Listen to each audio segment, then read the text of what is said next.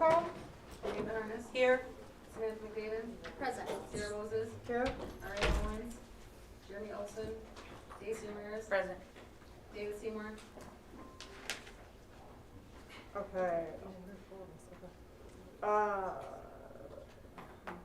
First up is public comment. Members of the public who wish to speak to the board should complete a request card prior to the start of the meeting. This section of the meeting will be reserved for comments from the public. All comments should be limited to 3 minutes. Criticism of individuals is not in order. And we have Chris Riggs, and the subject is local control to mitigate COVID-19. Good evening, everybody. How y'all doing? Good evening. I'm just questioning this thing right here, so forgive me how I go about this, okay? Tonight I hope that you guys can do the right thing and humble yourselves and get on the right side of things. And I say this, excuse me, please give me a minute.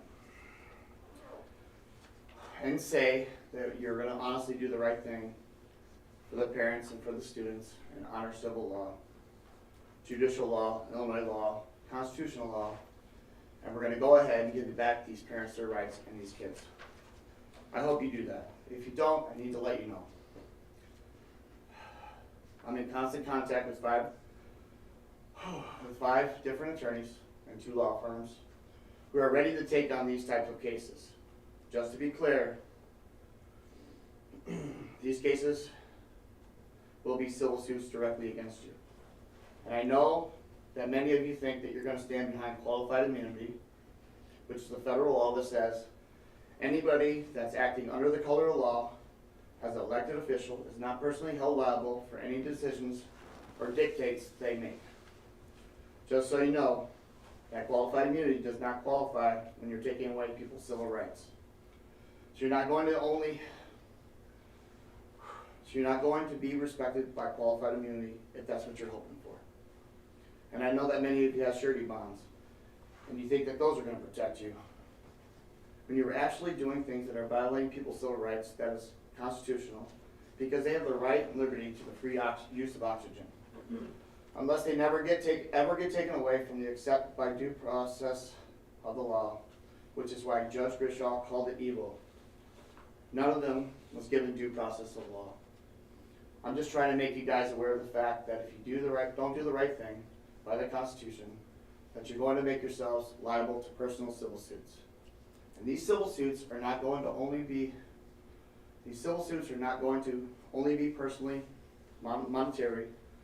They're going to carry with them the injunction that you're going to be named child abusers. There are 200 current studies by medical doctors, by scientists, and by psychologists that says, and I'm just going to quote this, face masking of children causes psychological abuse, physical abuse, emotional abuse, medical abuse, social development abuse, educational retardation, suicidal tendencies, and many of these studies have shown that it is grooming children for future sexual abuse. So the civil suits will also bring up all of these scientific peer-reviewed medical proofs that say that anybody that forces a child to do these things that are contradictory to their conscience and their physical body are liable to those kind of things. That's 3 minutes. Thank you, Mr. Riggs. May I finish this little paragraph, ma'am? No, that's 3 minutes. Everybody gets 3 minutes. sure? Thank you. Next up is board correspondence and committee reports. Just make the right decision, Does folks. anyone have Okay? any correspondence or committee reports? I attended FFAC, and we had a presentation by the demographer. They're still finalizing the report and getting some of those pieces together, but preliminarily it doesn't look like we're decreasing anytime soon. And so I think that will be, once we have that full report, I think that's going to be probably the next step in looking at what we actually need to do to reduce class sizes in our district. Good, okay. I also wanted to share that ISB has been having a lot of online learning opportunities recently around equity, and I attended a couple of them, and I think they're really, really great. So check them out; they're free. Highly recommended? Yeah, highly recommended. Awesome. Okay, cool. And I attended the safety committee yesterday, and it was nice. We had some more community members. Commander Lucas joined, and they just had a great conversation about things going on, and, you know, it was good, and they're always looking for more community involvement. Anyone wants to join the safety committee? Nice. And I actually attended the SEL committee last week as well. They talked about a lot of the initiatives that are going on and seeking opportunities for growth within the work that is being done. So we have a meeting in a couple of weeks, but Kyle did a great job with leading it. So thank you for that, Kyle, and explaining everything that's going on and really just trying to figure out how we can be also more supportive to the staff. And aside from the children, of course, and supporting the efforts and the things or the concerns that are coming to their attention. So there's a lot of work being done for that. Thank you. Thanks for the updates. Next up is the consent agenda. It is recommended that the Board of Education approve items A through C on the consent agenda. Is there a motion? So moved. Second. Roll call? Samantha McDavid, Yes. Sarah Moses, Yes. J.C. Ramirez. Yes. David Seymour. Amanda Harness. Yes. Next up, old business, trio upward bound spring break spring break trip North Carolina. And it is recommended the Board of Education approve the trio upward bound spring break trip to North Carolina from March 21st through March 24th, 2022. Is there a motion?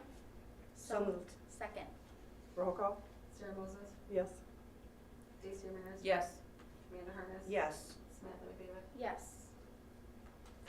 Okay, next up is action item staffing request, and it is recommended that the Board of Education approve the 2.0 FTE elementary assistant principal position allocations for the 2022-2023 school year. Is there a motion? So moved. Second. Roll call? J.C. Ramirez. Yes. Amanda Harness. Yes. Samantha McDavid. Yes. Sarah Moses. Yes. And then next up is new business, staffing request. This is a temporary 1.0 transition allocation for Director of Business and Finance, Ms. Salas. Good evening all. Good evening. So our Director of Business and Finance had put in for retirement, and that is scheduled to take effect June 30th, 2023. In that, what happened in my role as Human Resource Director and Kyle Gerdes as Director of Student Services, we had transition time with the previous individual that held the position to get us up to speed and get us familiar with the rhythm and the different things that happen within our roles. With the retirement of Ms. Carpenter, we want to do the same. Her transition's a little different because we are in a really good financial position, but we want to continue to stay in that state. Her work is very cyclical, just like everything else that happens in the school district, but there's such things as the annual budget, then there's things with ISB, things with the regional office, just a variety of audits that happen. So we really want to be able to have the person that transition get a full breadth of experience and be able to take on the task once her retirement takes effect. So she's scheduled to retire June 30th. We were hoping to post this position and have someone work in the role July 1st through June 30th of the date of her retirement. Okay, does anybody have any questions or comments?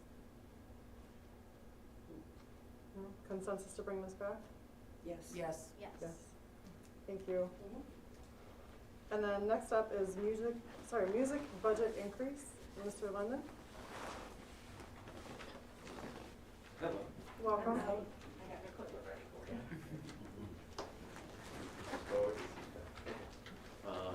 For those I've not met before, my name is Steve Lundeen. I'm the area coordinator for the Fine Arts at DeKalb High School. Thank you so much for agreeing to hear this presentation today. Okay, so just a quick overview of what we're talking about. We have a handful of programs that are, I want to say, running steep budget deficits is not really the entire not the entire story. So we're going to look at the overview of some expenditures, funding sources, take a look at how some of the problems that we're going to present are addressed across the state, then a similar conversation about some of our choral groups, and then go through some conclusions. Our goal is to deliver a financially responsible music program that considers the impact of student fee as a cost associated with administering a really excellent program. The program at the high school is something that our staff is really committed to, and we have a lot of wonderful, dedicated people that really feel strongly about the value of a high-quality program. So, anyway, this is kind of what my expenditure program looks like year in and year out. There's a lot of things that go along with it. I think people don't realize that happen. For those of you that come see the performances, thank you. This is what goes into it. The arranging, when we get our music arranged professionally, costs about $2,000 to $4,000. Every song that you see us play has to be licensed, unless it's older than 75 years. So if you know the words, we paid for it. If you don't, it was free. Me. To pay someone to write where all the kids go stand when they move every 20 seconds. Professional drill writing costs between $2,000 and $4,000. All of the choreography that goes along with it, again, is $1,000 to $2,000. We have a very small sound equipment rig in it that still costs us, it's usually closer to the $500 unless something breaks amount to keep that stuff running. We do try to hire the actual staffing technically is one person to about 125 students. We have 3 paid staff. The truth is, though, that 4 on 125 is not great numbers, so we're often using some of our money to try and bring in some help. All the extra stuff you see is product design, supplies, and transportation. Sound design kind of goes with the sound equipment. That's all of the sound effects. Color Guard has their own supplies. We feed the kids. Honestly, the $3,000 to $4,000, that's really just feeding them at band camp every day. Maybe we feed them one at a time if we're feeling really special. But a lot of times we feed them that's donated by families. The uniform needs this used to be a huge number. This is really just the shirts the kids wear now that we buy new each year. We just spent about $1,000. Actually spent $450 today. We're going to the University of Illinois next year to enter competitions. If we actually, the truth is we don't pay for all this stuff. We can't. We don't have this kind of money. Typically what happens is one of those elements just won't happen one year, and we just don't do it that year. Or what happens a lot of times is the staff decides, like I have been the drill writer for the last 5 years because our assistant who had been doing the arranging had a baby, and I said, let's make your life better. Why don't we pay for somebody to arrange the music, and we'll stop paying someone to write the drill. So that's kind of how we've been rolling for a little while, is that we just kind of have to pick and choose what we can afford to do in a given year. Currently, one of the reasons why we don't have a ton of money, the only real source straight for the marching band is the course fee. That's been at $100 a person. It comes out to, it's 120 kids, $12,000 a year. Basically, that's gone by the end of band camp because we buy every kid a shirt. We feed them. We do make sure that the guard has to have flags. Equipment, props, and electronics, those things kind of have to happen. Some years the music budget is able to give us some of it, but the truth is if you were here 2 years ago, the music budget is still really far behind simply in keeping the basic equipment up to speed. We were here 2 years ago talking about trying to get back on to a cycle that we had started in 2008. We had a big budget cut in 2008. And just trying to get the gear back up to a functional level. We're probably still 5 to 10 years away minimum before we can, COVID has been super hard because the kids had to stop sharing, so we just stopped doing a lot of things. Because before then we were at least able to share. Actually, I've got former students in the room who have shared bass clarinets. Anyway, so that kind of stuff is still super far behind. So we don't see a lot of money from that for these types of things. Honestly, we fundraise a lot. And when we can fundraise, we can do nice things. If you saw the 2019 marching band show, that was paid for mostly by one student who sold a lot of chocolate. It's funny, but it's true. Right. And then we talk about staff volunteers, and the staff's been doing a lot of work about them. The non-teaching side of things has been a big part of keeping the programs afloat. So if we were to look at everything, truthfully, we're just gonna pay for everything, we'd be talking about, $32,000. And ironically, the high school, I didn't tell Mr. Horn this part, when we went to Beloit last week who does not have a marching band. I was talking to their band director, and I was talking about, like, you know, funding problems. He said, well, that's why we don't do it. And I said, you know, I think we need like $32,000. And he looks and he says, that's it? And I said, yeah. He's like, don't you think you should ask for 100,000? I was like, no, I think I can do it 32. He said, you're really brave. And I'll put that number in context for you a little bit. As we go through this. One of the things we're really trying to avoid, we don't really want to be fundraising for things like the music arranging. Like, that puts notes on the paper in front of kids. Like, it was cool that the flute player sold all that chocolate, but like, it would have been nicer if we could have done like special things rather than what should be the business. So before I did this, I thought it was really important to kind of take a look at what other places are doing. So we tried to compare programs that are trying to run a program like ours. Similar to our fees, they're really hard to find. So I honestly, I just called colleagues who run strong programs all over the state. The vast majority of places are either doing it through a course fee, or a lot of places just do a band fee, and they assess it like I called Morton. I know I have somebody who knows people in Morton in the room. I called Morton. They assess $200 4 times a year, and those kids pay $800 a year.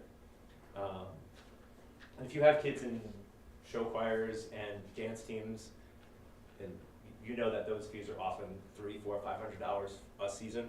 So our $100 course fee is tiny by comparison. There are not a ton of comparables in our part of the state. There's not a lot of bands like us in Northern Illinois. So mostly we're talking about, there are a couple of really excellent downstate programs, places around Normal, places around Peoria that are real strong. There's a couple of really good ones by St. Louis that we looked into. But we were really trying to, one of our goals is to prepare our kids for college. Like, we kind of thrive on, you're gonna be good enough to continue, and someone's gonna maybe pay you money. Like, we have kids on scholarship all over the country, and that's a big part of our program, and we're really proud of that. So we're looking at places that offer a similar quality in terms of, you know, the educational value, but maybe trying to do it a little bit smarter financially.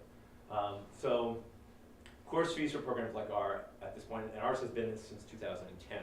Course fees are generally start at $200. I would say the average is probably closer to $350 from people that I talked to that are doing similar types of business. And the really high end, like if you saw, like Lincoln Way this year it was $1,000 a kid. That's the top. And they have 250 kids in that program, so they have $250,000 budget. So but that's not us, and I'm not pretending that's us. I know that's the suburbs. Like, let's be real. I wanted everybody to kind of understand this in the context. So if we were to, and this is really where this conversation started, if we were to follow suit in the state, we would be talking about a course fee raise. And honestly, I was ready to do that. I had been talking to parents. I had been making a case, and when we went to ISU, I was showing people, you know, like, I was trying to avoid the hurt feelings of why are we the poor band, but there were still a lot of questions about why are we the poor band.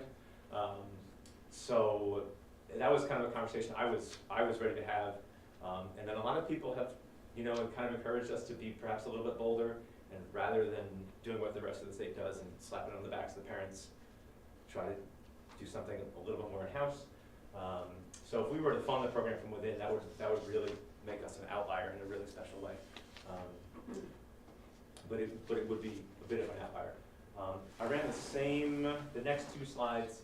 So when we started having this conversation, we started really looking at all of the places where we're mostly not paying for stuff, and the staff is essentially being asked to either not to do something and do it for free. The other place where this happens a ton is in particularly the two top choral programs. It's the a cappella and the madrigal singers, which they don't run at quite a deficit as we do, but they take in a lot of donations. Like, a lot of the money they get is people who just give them money. So it's not really coming from within. So to be totally transparent, we wanted to say, hey, by the way, like, we kind of rely on some nice people that we call and say, hey, we really need $2,000 to go to NIU for the national dinner. Like, somebody just cuts us a check for that every year. I don't know that people really are aware that that sort of stuff is still happening. So it's similar stuff, and most of the work we're talking about is what we call contract work, where someone is effectively contracted out to do a certain type of work for the program.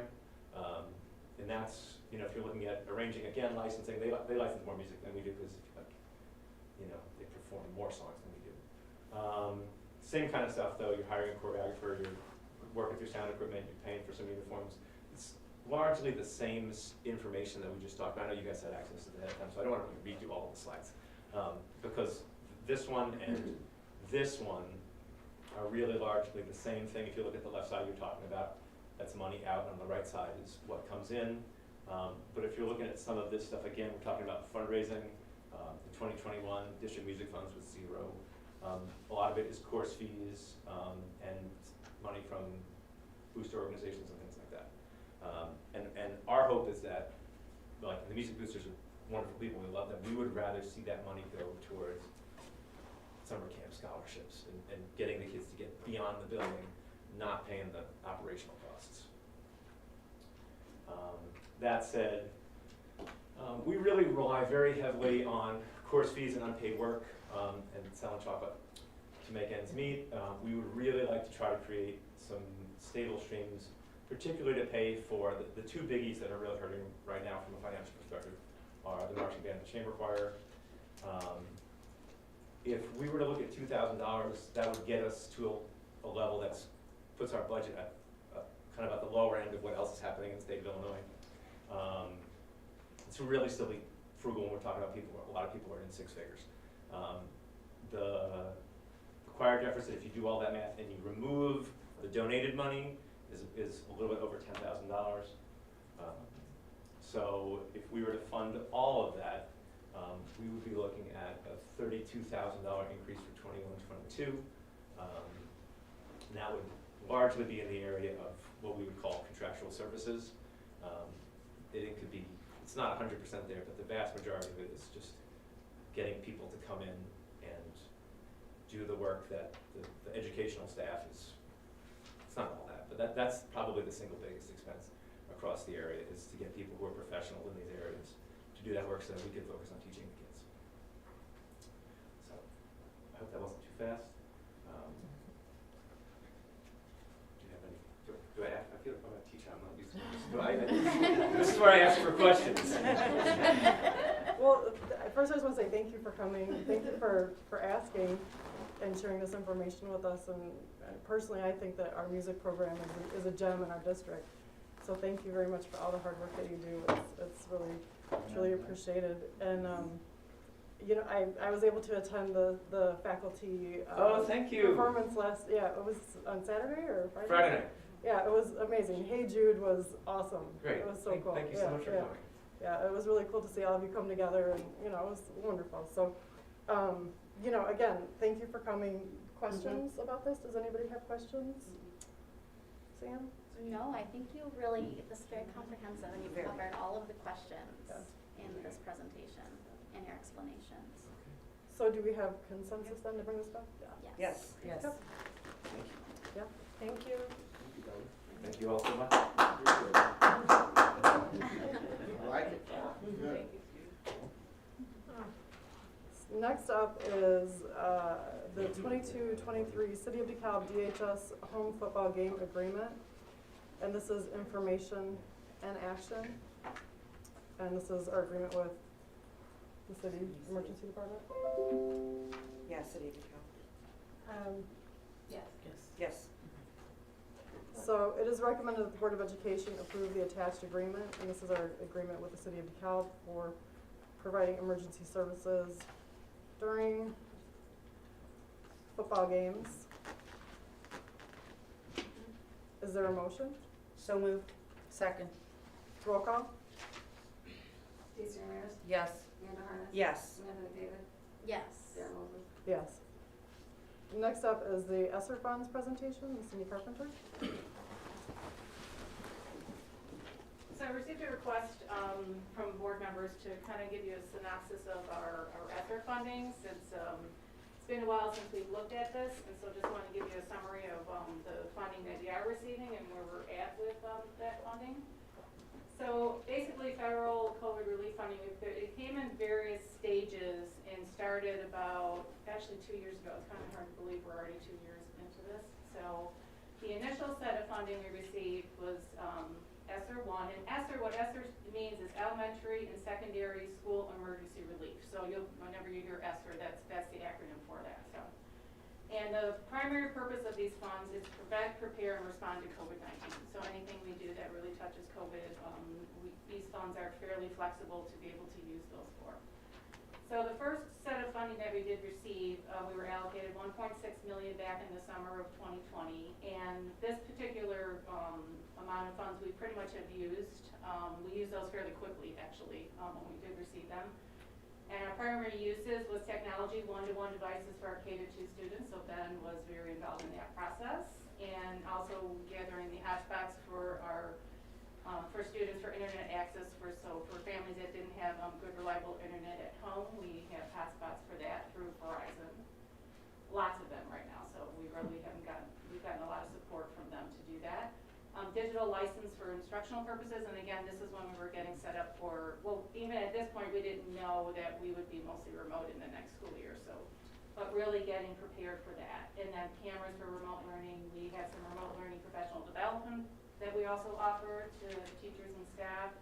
And then just the preparation for reopening the schools, enhancing disinfecting. We replaced water fountains with biofilters, personal protection, masks, gloves, face shields, etc.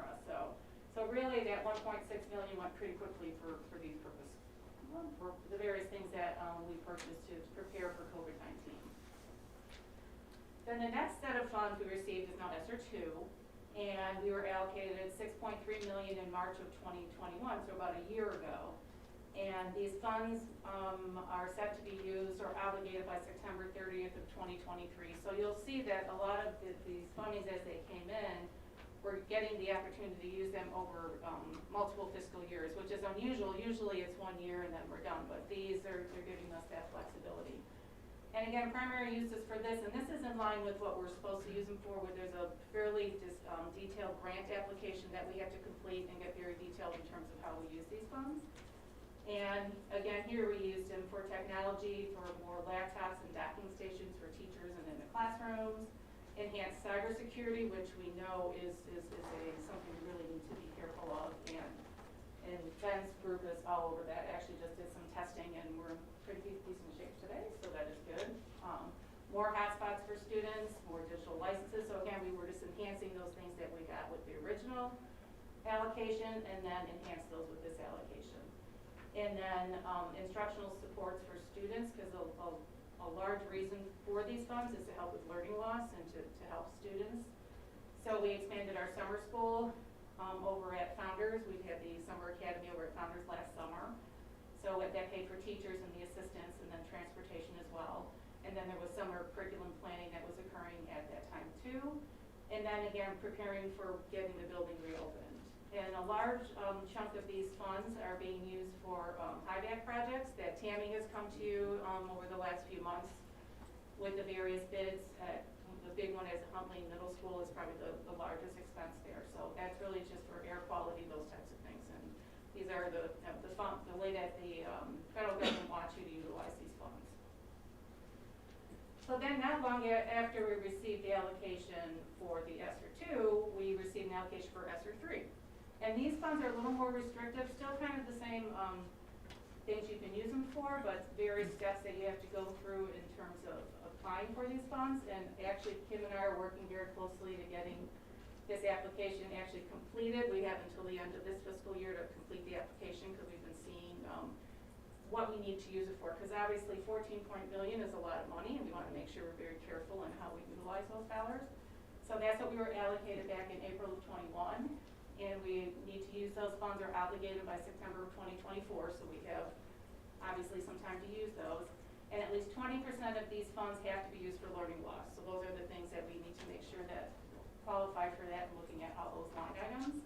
And then also required a plan for a safe return to in-person instruction, which we've been in that plan for quite some time. So back to some of the primary uses, and some of this might be repetitive, but again, it just kind of layers in additional things that we're looking at in terms of using these funds. So technology, updating our servers and storage capacity, which obviously with the use of the Chromebooks and the things we need to do to be safe. That is what something technology has been looking at, so taking advantage of those funds for that. And we're looking for things that are somewhat one-time expenditures that aren't like permanent expenses. Some of them might end up being that, we'd have to fold them into our budget, but we're really looking for things that will be something we just need to pay for once or maybe once every 10 years or something. Like, I know it's been a while since we've updated our servers pretty extensively. Again, enhanced cybersecurity, it's getting more and more expensive to do that and even to be insured for that as well. More digital licenses, and then more of a telepresence in the classroom for remote learning, you know, cameras and things that will help the teachers to facilitate that. Instructional and student supports, continuing to expand our summer school, and I know that we had a presentation on that a couple of weeks ago, so our summer school is included there, and enhancing those services. Enhancing our remote instruction or anything that is needed for remote instruction, looking at those requests. Enhanced social and emotional support in nursing and student supervision. You know, we've seen that this year with our students coming back to in-person. We've also allocated some dollars for additional supplies and equipment for PE and art and music since, you know, like Steve mentioned, we were actually sharing stuff and now not such a good thing, so trying to expand that so now kids are using the same supplies. We had transportation reimbursement to parents and guardians back in the fall, if you remember. We had some interruptions, and so we're still, you know, requesting that if parents had those interruptions to contact us, so we can get them reimbursement. We've been consistently doing that.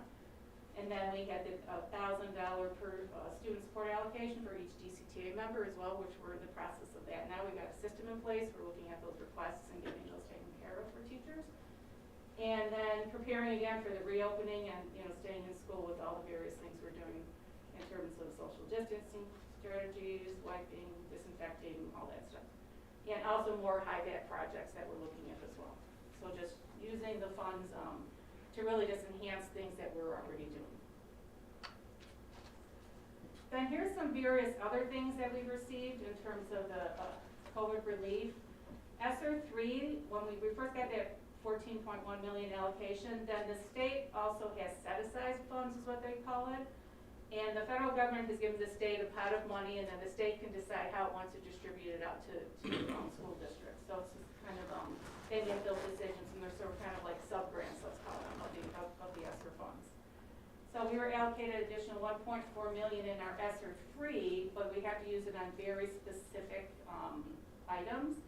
Additional $1 million for learning loss, $200,000 for summer enrichment, and $200,000 for after-school programs. So we're using those funds for those types of programs. And then also there were other various ISB set-aside funds in fiscal year 20 and 21 and 22. There was digital equity grants, $397,000 back, I think that was in 2020, and then the 338 came in 2022. So we looked at additional laptops, bolstering that, because we did have a lot of older technological equipment, so really got us up to date on that. More Chromebooks, we're using that to help with our Chromebook cycle. And again, more hotspots. So again, really just enhancing those various areas. Digital, there was also a $15,000 grant for digital professional learning, so we used that for Google Suite training. There was the Governor's Emergency Relief Fund, which is GER, which is really supporting pre-K students with digital technology and supplies, so that was number 48,000.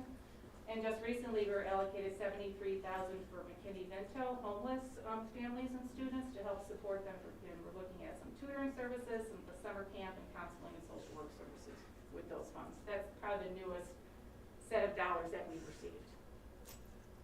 So here's just a summary of the map in terms of all those various things that we've received. So in totality, we've been allocated $24.3 million from the emergency relief funds. And you know, we're really being careful in terms of how we are managing those funds and how we're utilizing those funds as well.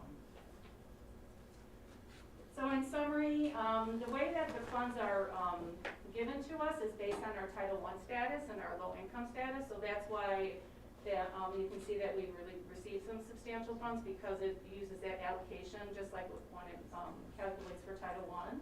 So that's how we receive our funds. That's the basis that they use when we were allocated these funds. And again, we can budget and spend these funds over what 4 fiscal years, which is just it's highly unusual, it's nothing that I've really ever seen in my experience, but it's great that we have the flexibility and the time to use these funds. And the funds are reimbursable, which basically means that we have to spend the monies first and then request the funds from the state. It's all federal funds, so the state really is just kind of the flow through for the funds. But once we send an expenditure report is what we submit, and then we get reimbursement back.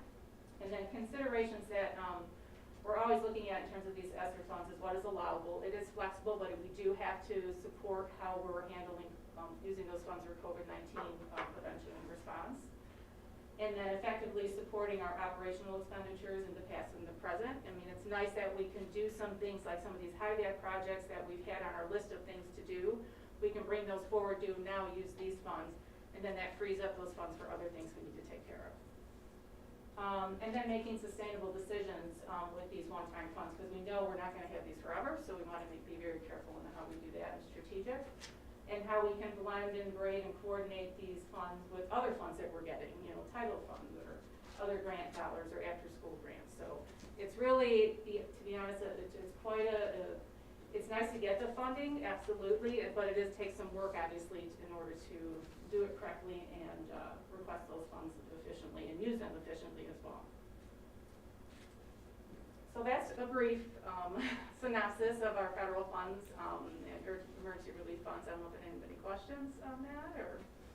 Well, thank you for putting this together, because it really provides a lot of clarity about, you know, how much funding we're getting, where the funding's going, how we qualify for it. And also thank you, Kim, and thank you, Cindy, and thank you for aggressively pursuing this funding, the grants and everything. So, I mean, it's obviously a really, you know, big dollar amount for us to get and to help mitigate, you know, the loss of learning and all these things, so.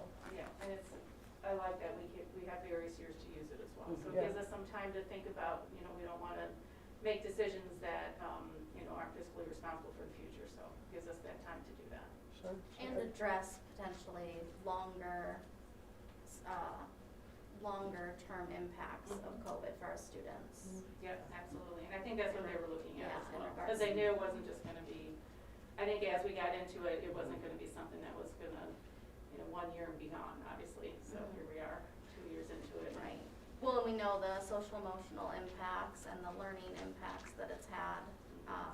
It gives some flexibility to address that in the coming years. And what's nice about these funds too is as we're using them and if we need to pivot or change, it's easy to do because we just can amend the grant and then reallocate the dollars. And you can actually go back all the way back to March 16th of 2020, which is the, I don't know what day you want to, that's the day when everything sort of happened.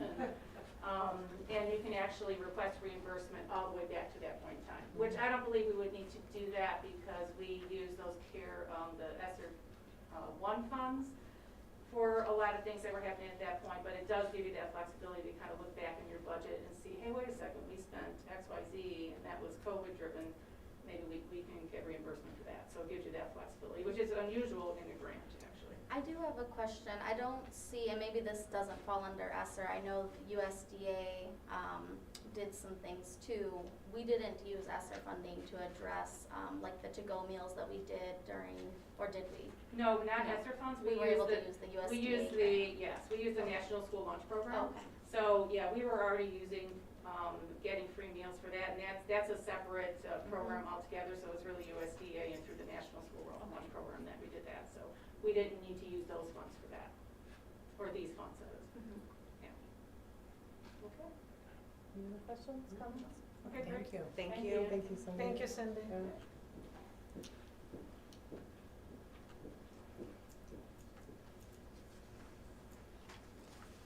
All right, next up is superintendent's update. Dr. Garcia Sanchez. Thank you. Good evening, everyone.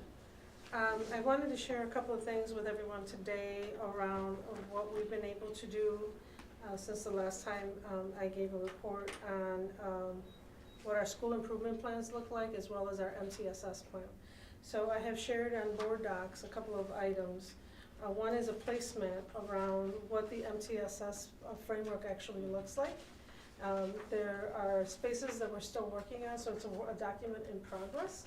And we wanted to make sure that this is something that will be able to be handed off to constituents, folks, so that they understand what our goals are, and that we line up the priorities with the goals of the board, and that then they are lined up with the strategic plan. It's just an easier version of knowing what it is that we're going after. So this is currently where we are right now. There's a team that is working on fulfilling the completion of this.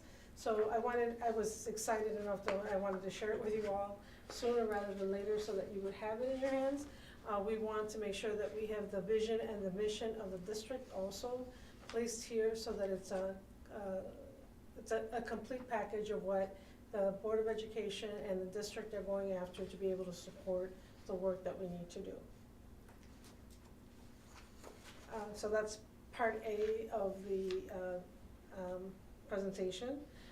Another document that I'd like to share that I've given a sample of is the school improvement plan that each one of our school leaders, school buildings will have to complete in order to align themselves with the work that needs to be conducted in the building and how they're going to progress monitor this work. So that you'll see that they have a priority, sorry, it's kind of small, right? But there's a priority that's listed, then it's an if, can, then do statement so that we know how they're going to get there. And then what those action items and the strategies are would come underneath there. And then they would be able to track if they're on track or they're behind, and then we can check in with them to be able to support them. So that when we are, if one of the strategies is mathematics, that by the end of the year, they're able to fulfill that goal on making sure the staff understands what the technical aspects of the curriculum are, that they have training, that they are implementing it with fidelity, and that we're supporting them with what they need to, with manipulatives or other resources for mathematics in the classroom. And that's just an instance, right? So that you would see that strategy. There's 3 strategies per school, Phil, is that right? They can have 3 to 5 Okay, strategies. so a minimum of 3 and then up to 5. This is the first year that they'll be beginning to write these up, so we'll probably see that they'll probably do 3 to 4 just to get comfortable. The more comfortable and adept they become at it, then it'll be easier for them to continue to have more strategies on there, and the strategies will be more robust. So we'll be supporting them and that work across all schools. Can I ask a question? I'm sorry? I can wait. Oh, sorry. Question. Just, so like, for example, where it talks about strategic priority math achievement, how you progress monitor the leading and lagging indicators. And it says, leading indicator 2, examine lesson plans and unit plans for use of assessment data to differentiate instruction, attend PLCs, observe classrooms for shifts in instructional practices. Is this the building administrator that's doing this? So it would be, right, so this is just a sample, and it's Sure, what the building principal will say, or the instructional team of the building might say, this is how you know that we're on track, or this is how we'll know that we're supposed to get to the goal that we want to. So then there'll be measures with it for each one of those, within this component below, where it actually lays them out, Sure. and then you can track them that way, okay? Does each building they have their own SIP teams, right, that have teachers and staff that help build that up? Absolutely. Okay. It should be made up of a number of individuals from the building team. That includes the leadership and then any lead teachers, and it should include parents and other folks from the building to help support them in making sure that they get to fruition. Okay? Uh-huh. All right, and then I wanted to, is there anything else you want me to cover? No, you're good? All right, thank you. I just want to make sure that I'm doing it justice on behalf of the teams that have been working at building this together. That's inclusive of school leaders as well as teachers and other staff. They've done a lot of work on this, and I just want to make sure that it's given its due diligence there. I wanted to also share that we have made some adjustments to our mitigations. They've been posted, as some of you have heard already. There is one change that was adapted after we sent out the original one, and that is that the CDC laid back on the use of a mask on the bus. And so our buses will still continue to have masks if a child wants one, so that the bus driver can give that child a mask, but is not required, no longer required to wear one to ride the bus. So that's the only difference in what we sent out over the weekend to what was sent out this morning? Thank you. So it's just a cleanup of the addition of the CDC. And then finally, Courageous Principles. Unfortunately, Courageous Principles is a program that we wanted to take all of our school leaders to on the weekend of April 22nd, 23rd, and 24th. It is Deloitte's flagship professional development for school leadership. The use of various different tools and resources and research. In the case of the one that we were going to be attending was around SEL, building improvement and support for teachers and students so that we can remove obstacles and allow them to actually grow and achieve what we need to achieve. Deloitte has informed us that they have canceled the April session, unfortunately, and we will, they've given us a June session and an October session to be able to make up for it. So we're in the midst of taking a look at which of our school leaders are interested and can go to the June meeting, or if we will need to wait or split them for the October meeting. So I'm saddened by that because I feel that work would really help us to build out school improvement plans a little bit differently and more quickly. But I know that with the future dates possible, we can still be able to get there using that learning. And I think that's it for me. Okay, thank you. Anybody have questions? Thank you. Thank you. Thank you. It is sad about the Courageous Principles. Yeah. Thank you. Okay, with that, we'll go ahead and adjourn the meeting. Is there a motion? So moved. Are we, sorry, really quick, are we going back to closed session to finish? We had a couple of things. Yeah, we'll go back into close. Okay, So we'll adjourn to closed session. yeah, okay. So is there a motion? So moved. Second. Roll call? Amanda Harness? Yes. Samantha David? Yes. Sarah Moses? Yes. Stacy Ramirez? Yes. Okay, thank you. Thank you.